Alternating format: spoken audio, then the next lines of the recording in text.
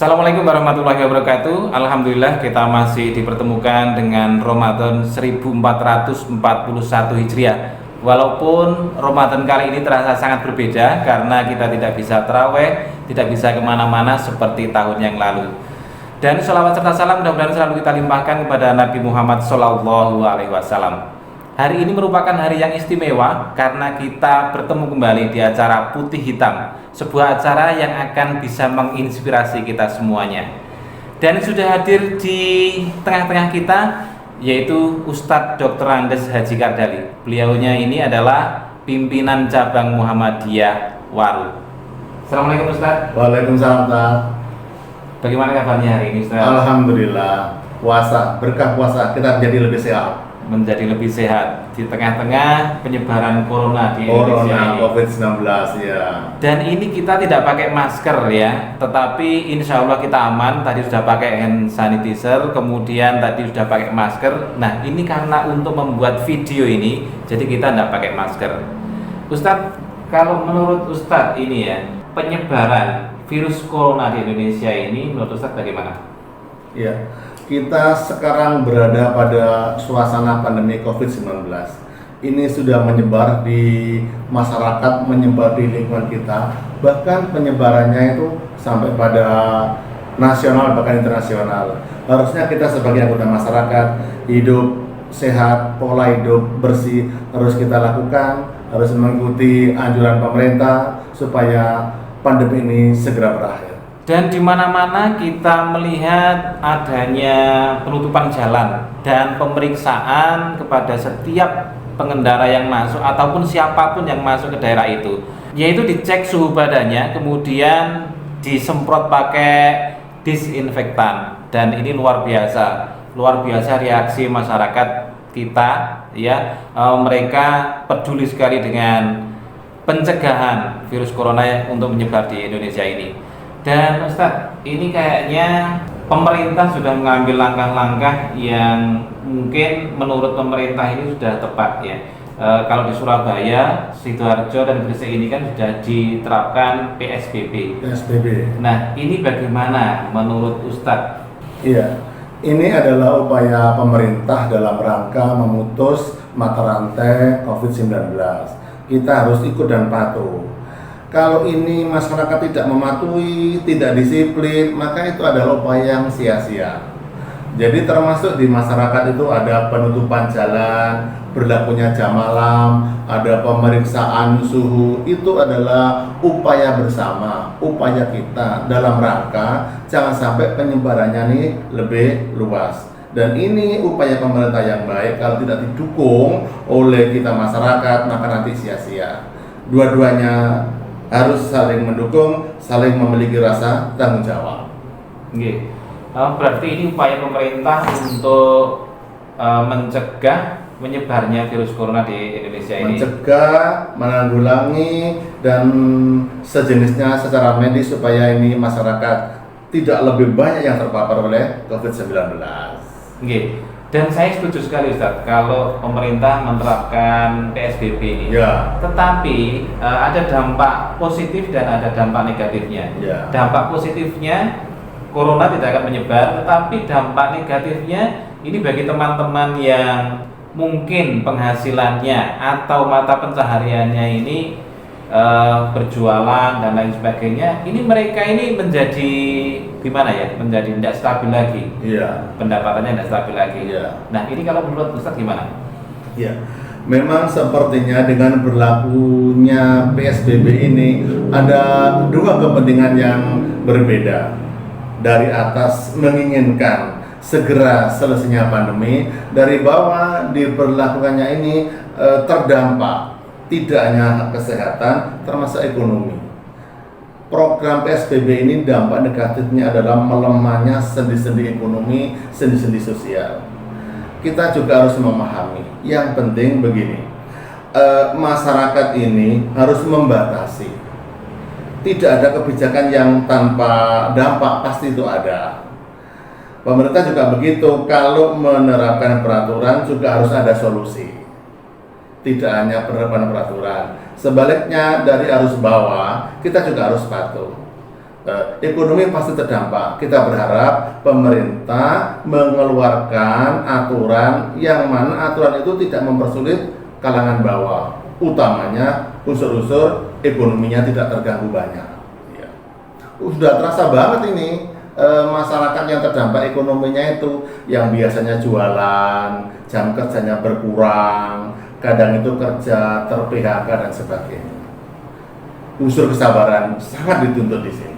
Bahkan ada seorang teman itu yang menyampaikan bahwa saya ini jualan bukan untuk memperkaya diri tapi untuk sekedar makan. Jadi memang ini sudah 1 bulan lebih ini memang sudah terasa sekali di kalangan bawah ini, Ustaz. Nah, tentunya pemerintah juga semaksimal mungkin untuk memberikan bantuan kepada masyarakat yang kurang mampu seperti itu, dan pastinya, nah ini pastinya Muhammadiyah, ini khususnya pimpinan cabang Muhammadiyah Waru juga tentunya nggak tinggal diam ya. Pandemi ini juga PSBB pasti berdampak, khususnya ekonomi masyarakat. Kita dari Muhammadiyah, khususnya Muhammadiyah Waru, ini bergerak mereaksi cepat untuk peduli dengan kondisi seperti ini. Kita mengajak masyarakat untuk ikut peduli dengan tetangga, peduli dengan masyarakat yang ekonominya terganggu. Mari, baik pemerintah harus juga peduli memberi bantuan, Muhammadiyah demikian juga. Satu di antaranya, Muhammadiyah itu mendirikan satuan tugas untuk peduli COVID-19, memberi pencerahan, memberi bantuan, penggalangan dana, pembagian masker, dan lain-lain. Dan ini dilakukan dengan biaya sendiri, Ustaz. Sumbernya, eksistensi atau upaya ini tidak hanya dari Muhammadiyah saja. Kita penggalangan dana kepada masyarakat yang memiliki kelebihan, kita ajak untuk peduli. Kemudian kita ajak yang memiliki kelebihan, tidak hanya uang, dana, mungkin juga barang, mungkin juga ilmu, kita ajak bareng-bareng.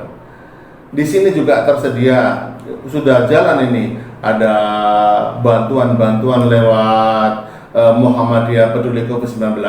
Ada bentuk uang, dari transfer masyarakat itu, ada yang sembako, ada yang masker, dan itu kita distribusikan ke masyarakat melalui ranting-ranting Muhammadiyah, gitu kan. Kemudian Ustaz, kalau saya melihat masjid-masjid Muhammadiyah ini khususnya di Kecamatan Waru ini tidak mengadakan sholat Jumat, sholat taraweh dan sholat wajib. Ini memang ada anjurannya, Ustaz. Oh iya, ini juga terkait dengan COVID-19. Ya. Pemerintah menganjurkan tidak berkerumun supaya penyebarannya ini tidak semakin cepat.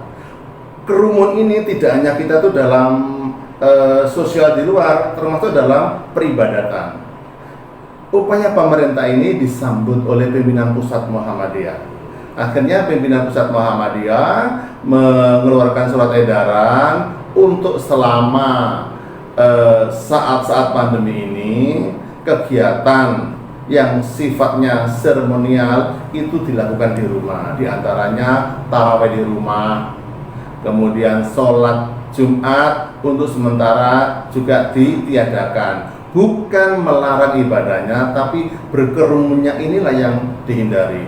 Dan alhamdulillah surat edaran pemerintah ini yang didukung oleh Muhammadiyah ini juga kita turunkan sampai ke wilayah, daerah, cabang sampai ke ranting-ranting dipatuhi oleh warga Muhammadiyah.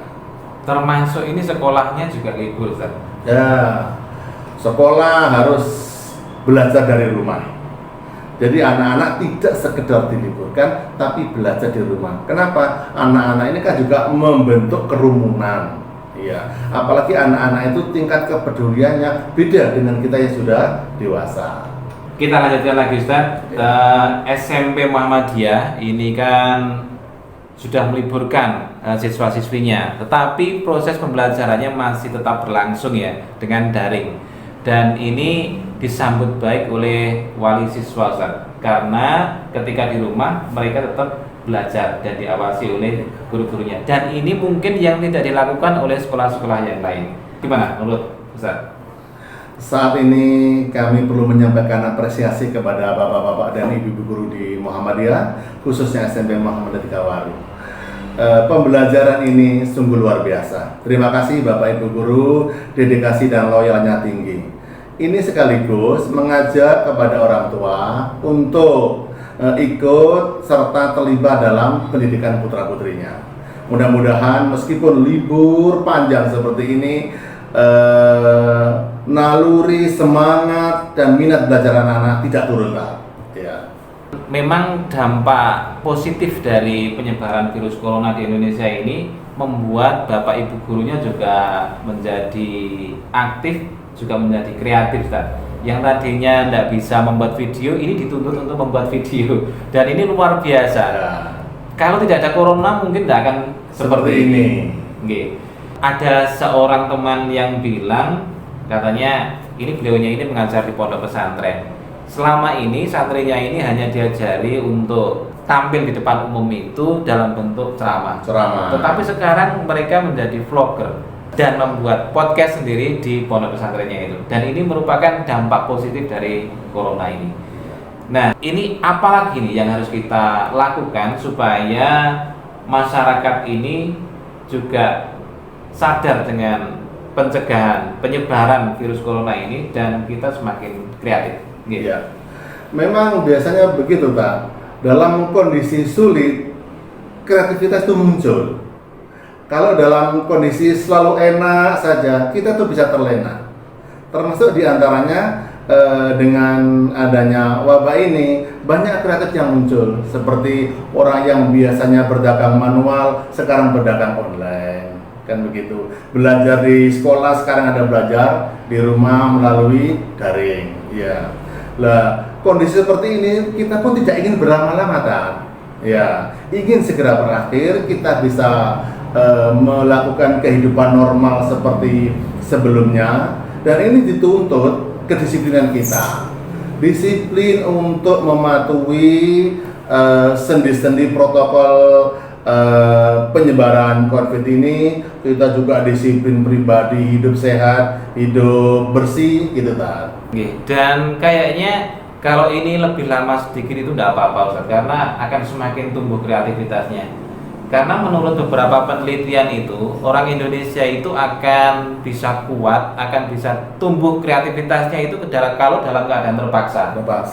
Nah, pada waktu melawan penjajah, Indonesia ini kan hanya mengandalkan bambu runcing, dan itu bentuk kreativitas yang luar biasa. Dan itu terjadi karena terpaksa. Jadi kuncinya itu terpaksa sama dengan kreativitas begitu. Dan luar biasa. Dan tetapi kita berharap mudah-mudahan nanti kedepannya kita berkreativitas ini bukan karena terpaksa, kan? Manusia itu ya secara umum kalau nggak dipaksa nggak muncul kreativitasnya. Kalau tidak menghadapi sesuatu yang agak sulit. Kalau jenengan tadi mengatakan kondisi ini memaksa sehingga memunculkan kreativitas, ya benar. Tapi kita ingin dan berharap kreativitas ini tidak muncul hanya karena pandemi saja. Nanti setelah pandemi dalam kondisi apapun, tuntutan ilmu pengetahuan dan teknologi, kita harus berkreativitas. Ya. Dan tentunya Muhammadiyah harus menjadi pelopornya, kan? Harus itu, hukumnya wajib menjadi pelopor berkemajuan, berkemajuan. Ya. Dan di mana-mana ini gerakan Muhammadiyah untuk pencegahan virus corona ini sudah marak sekali dan tidak bisa dianggap remeh, ya. Karena saya baru saja membaca ini sumbangan dari warga Muhammadiyah ini sudah besar sekali untuk sebuah organisasi yang memberi bantuan kepada masyarakat. Luar biasa.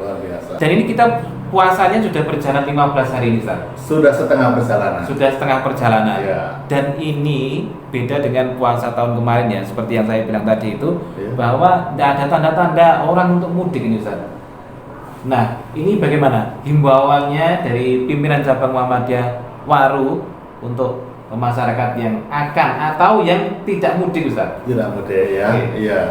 Ustaz kan juga ingin mudik, ya? Dari mana, Ustaz? Orang sini atau dari luar negeri? Saya dari jauh. Dari jauh. Dari Wonogiri, Ustaz. Dari Wonogiri. Iya. Ada rencana mudik?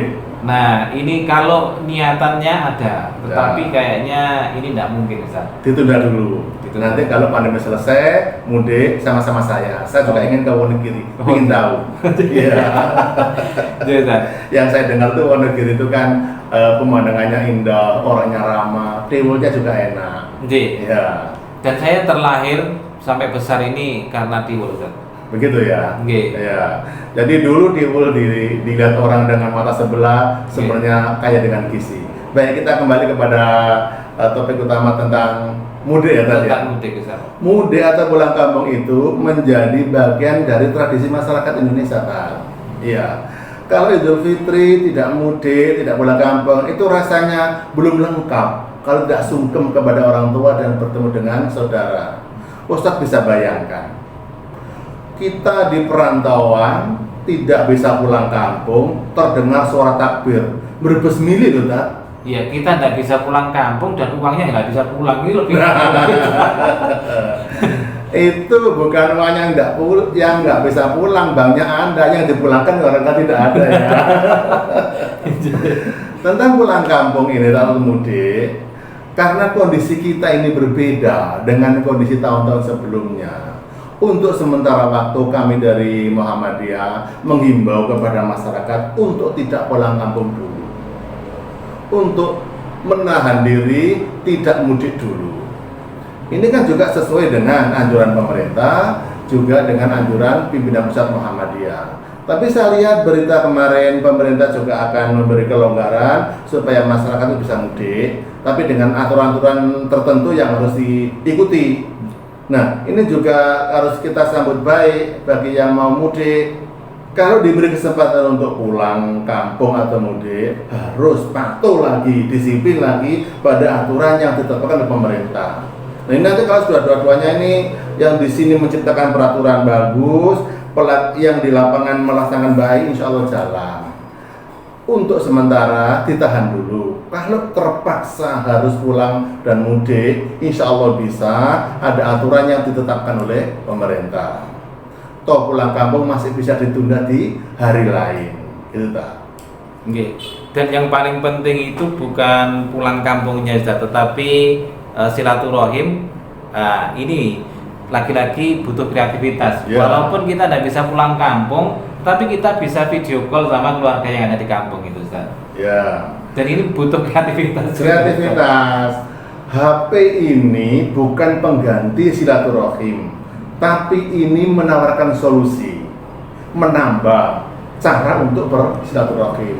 Kalau terpaksa kita tidak bisa pulang kampung, kita bisa video call, bisa telepon, bisa WA, begitu. Saling memberi kabar. Insya Allah, kalau kita tidak mudik, yang di kampung sana itu juga memahami kondisinya ini. Sehingga yang di kampung juga tidak angen-angen. Kalau jenengan tidak pulang kampung kan, tapi tidak memberi kabar, itu menciptakan kesedihan baru. Ketika sedih, imun ini turun. Nah, ini yang nanti COVID-19-nya itu mewabah kepada kita. Nggih, mungkin kalau kita tidak memberikan kabar ke kampung dan kita tidak mudik, mungkin pikirannya itu ini anak saya ini masih hidup atau sudah. Yang negatif ini kayak jadinya. Nggih. Ketika negatif ini imun kita turun. Iya. Nggih. Dan ini berita dari Wonogiri, Ustaz. Ya, katanya ini ada beberapa mobil yang platnya ini luar daerah dan menurunkan penumpang di sana. Nah, ini sudah dicurigai, jangan-jangan ini orang yang tidak baik, ini mau melakukan kejahatan atau Kejahatan, tidak luar. Nggih. Jadi salah satu dampak negatifnya dari corona itu seperti itu. Di sana itu sudah banyak orang yang ronda kembali. Walaupun beberapa mungkin sudah puluhan tahun ini sudah ada ronda, sekarang ada ronda lagi. Muncul lagi. Muncul lagi, Ustaz. Termasuk di sini tak, dulu itu juga ada kehidupan ronda jaga malam bersama-sama. Tapi dengan tumbuhnya perkotaan yang luar biasa seperti ini, ronda itu hilang. Tapi ketika ada jam malam seperti ini, tumbuh lagi. Ada portal jaga pojok kampung di sana sini. Ya, memang kalau kita itu tidak melakukan seperti itu, karena apa? Itu harus dilakukan. Karena apa? Dengan dampak ini, COVID-19 ini, ekonomi yang turun, Biasanya kalau ekonomi turun, itu pasti tindak kejahatan itu muncul.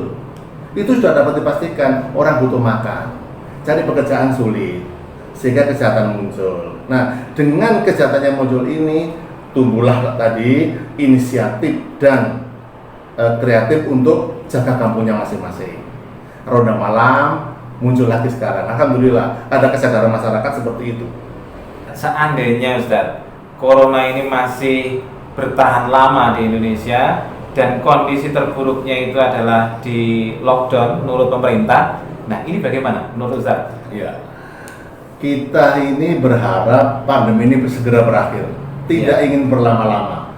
Susah kalau tidak berlama-lama.